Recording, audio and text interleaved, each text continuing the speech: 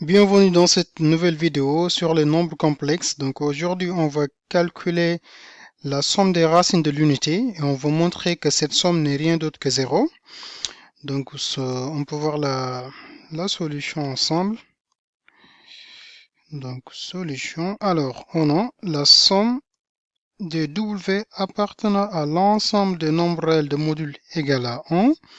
Donc de W, on sait que cette somme-là, ce n'est rien d'autre que la somme quand allant de 0 jusqu'à n-1 de exponentielle de 2i k pi sur n, d'accord?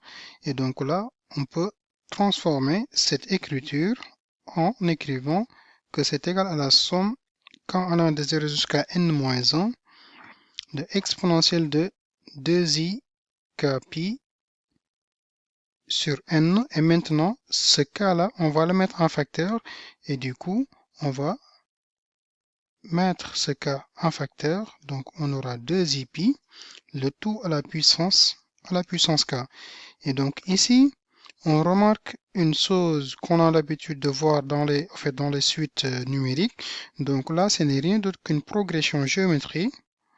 Donc là, on a une progression géométrique, d'accord, de raison qui est égale à 2i pi sur n.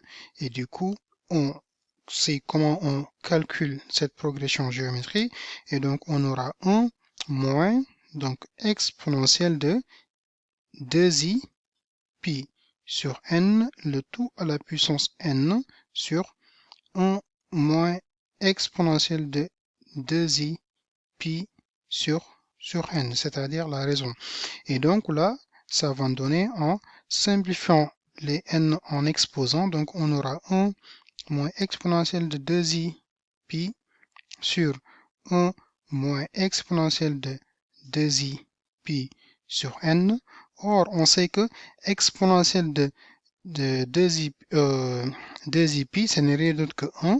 Et donc, on aura 1 moins 1 sur 1 moins exponentielle de 2i pi sur n qui est différent de 1 bien sûr. Et donc du coup ce résultat n'est rien d'autre que 0. Pourquoi? Parce que la différence de 1 et 1 nous donne 0.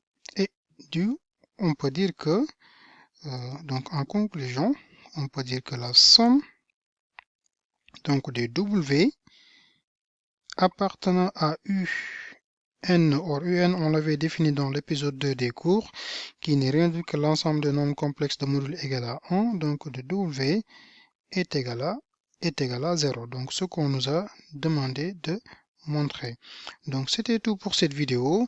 On reviendra sur d'autres vidéos sur les nombres complexes et les autres chapitres sur les mathématiques. Donc je vous souhaite une très bonne lecture à toutes et à tous.